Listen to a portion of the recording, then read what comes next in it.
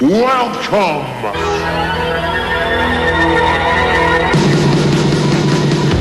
Welcome to this Footy Plus Grand Final Edition. Hello and welcome to the Glass House here in Melbourne. Over my shoulder you can see thousands of Crows fans who have already made it from the MCG. There are thousands more on their way. At half-time they didn't know what they'd be celebrating, but they will be having a big night here in Melbourne. On the couch we've got Bruceman there. He's pumped up, he can't believe it. James Brayshaw is devastated. And Matty Campbell, well, I've never seen a bloke on the bandwagon as much as I've just jumped on, I'm just happy to be here. Friends, a game in two halves, but the end result just incredible, wasn't it?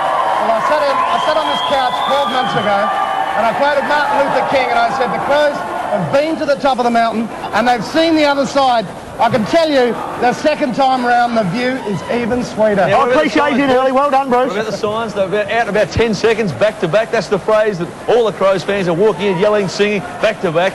They're a proud bunch. Amazing, isn't it? Back to back. I mean, their first time since Hawthorn in 88 and 89. Back to back, Andrew McLeod. I mean, it's just been an unbelievable performance. Well, the Michael Jordan of the AFL football. Ray, you're just not happy, are Hello, you? James. You thought you had it at half time? She's always happy at half-time. But let's face it, at half-time. Do you mind if I wind it back to half-time? Can we restart again? Let's talk about the six guys, a couple in particular, Peter Vardy and Mark Rasciuto. The joy on their face at the end of the game. They missed last year. They had to watch it, and they're such big parts of the Adelaide team. Absolutely fantastic. Just to see them get up, win, and the way they went about winning. I mean, I'm sure all the players are feeling great, as everyone here is, but for those blokes, very special. There's no hollower feeling in the stomach to miss a grand final and see your teammates out there. You're proud for them, but you want to be part of it. And unless you actually achieve it, you're never part of the equation. Yeah, you've been with Blighty. He came down early. I didn't think he was going to leave the ground this time. He was along the bench, shaking hands, hugging everyone before the game was over. Well, I think the second time round, the first time it just happens in an instant. And even Malcolm said when he held up the cup the first time, he held it with the wrong hand, and all the photos, it was in the right. I tell you what, holding the cup, who cares which hand you hold? My buddy. Well, we all knew that Adelaide wasn't playing as well as they could. Some great highlights there. Darren Jarman snap. You just thought, well, fate could have a big day out. Wayne Carey, he looked very good early, didn't he? Well, 2 marks early looked very ominous, didn't it? It looked as though the King was out for a day out. But The no, it didn't the happen. whole of the North Melbourne side, for the first 11 minutes, they had total control of the ball and only kicked one goal, had a number of misses, and anything could have happened. If they kicked 3 or 4, well, the game might have been blown open right in the first quarter. It was almost the reverse of what we thought. Adelaide soaked up the pressure, then came good. Almost reverse of what Adelaide we didn't go thought. out there too relaxed. They've been relaxed all week. They just didn't go out there just a little low-key. You don't think? Well, I'm not so sure whether they went out low-key.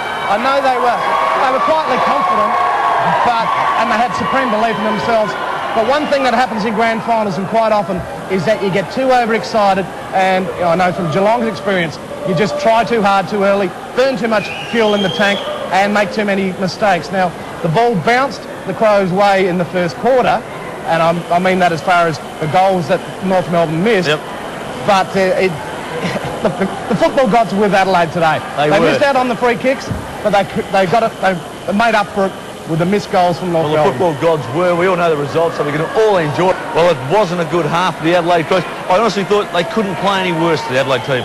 Well, let's face it, I mean, we all sat there at half-time thinking, as you would have said, James, Well, it's all over at James has half-time. already opened his champagne. And Curling the mo I was at Curling that night, stage. it wasn't a good game of football. I mean, the wind made it very tough, conditions-wise, blustery, and you just didn't think that there was no possession in the midfield, no clean possession going inside the 50. The one player who looked good out there for Adelaide, Andrew McLeod, even in the first half, he was making it look easy. He was the only player keeping him in it, wasn't he? He really was. I mean, he was at least giving them an option and an opportunity. There was no fluency of movement from the Adelaide Crows, but the second half it all changed around. All right, well, that's the ugly half out of the people making their way over here to the Glass House.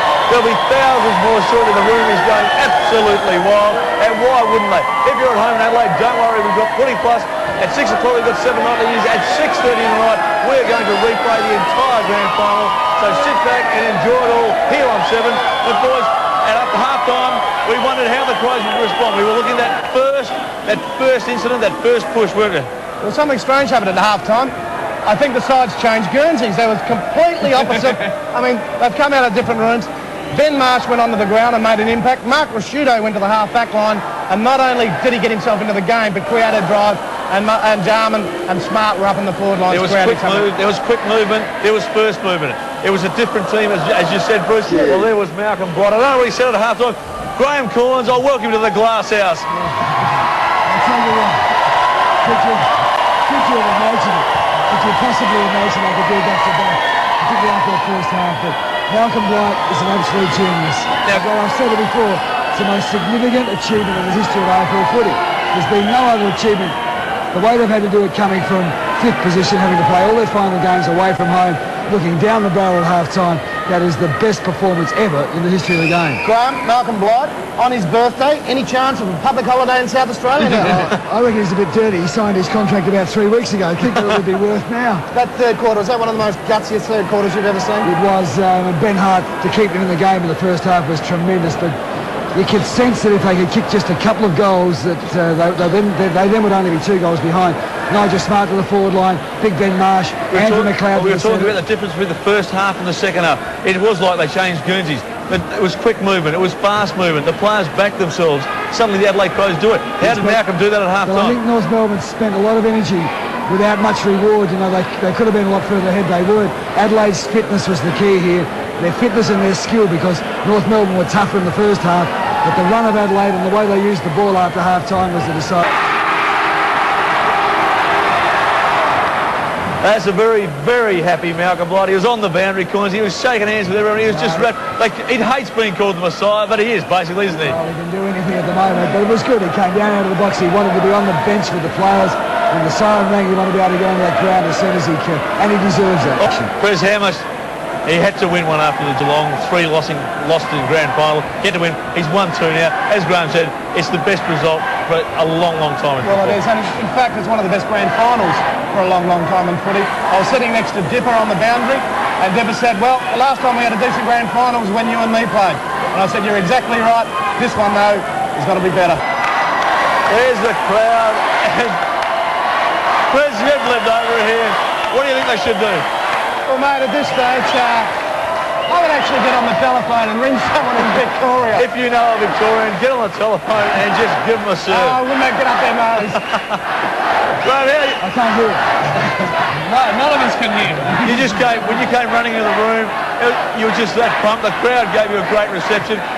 You just live and bleed South Australian football, don't you? Well, you know, I didn't think they could win today. I really thought North Melbourne were going to be the stronger team. They'd had everything going for them. Everything was against the Crows.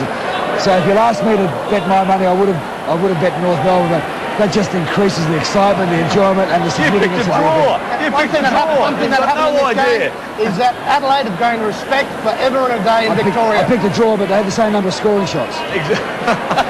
You never lose. Bruce Linder, the forwards always seem to get the glory, get the praise in grand finals, but the defence has stood out for you today. Well, Adelaide have been rated the #1 defensive side in the AFL all year, and I thought they actually won the game for the Adelaide Crows because the volume of leather that went into the North Melbourne 50 in particular in that first half, and they rebounded it out. I thought they were fantastic. Graham Coates, Andrew McLeod. He never looked like missing the North Melbourne medal, did he? Absolute marvel. The way he's able to get the ball, even in the second quarter when the Crows were struggling, you could see his endeavour and his effort. That was significant. Rashudo and James back in defence was significant. Darren Jarman to full forward 5 goals. That was significant. It was a great team effort. James, North Melbourne supporter, sorry, son. Sorry. All right, James, let me bless say you. this. They were fantastic today. I have to say it. After staring down a 30-point deficit at half-time, to win is an enormous effort. North Melbourne choked in the second half, Yes, didn't they, mate? yes, Adelaide were too good. Graham, 6 players today got their first premiership medallion. Mark Rashudo, Peter Vardy, who missed last year.